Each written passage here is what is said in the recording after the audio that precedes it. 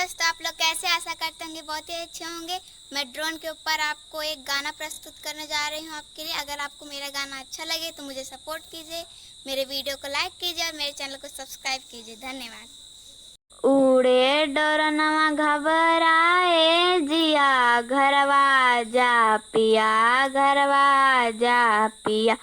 उड़े डोरनवा घबराए जिया, घरवा जा पिया, घरवा आ जा पिया।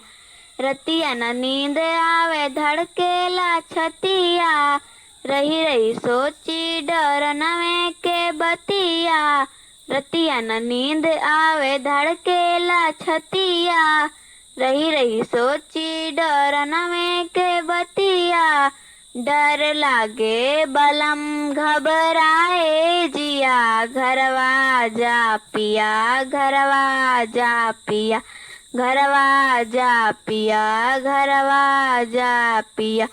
दिलवा में डाहसत बनवले बा डरनावा, एकरा से नीक सैया राहे करनावा।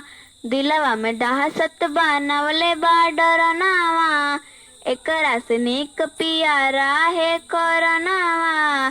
गड़िया धाला बलम कई सागर पिया, गड़िया धाला बलम कई मिशन पिया। घरवा आजा पिया, घरवा आजा पिया, घरवा आजा पिया, घरवा आजा पिया।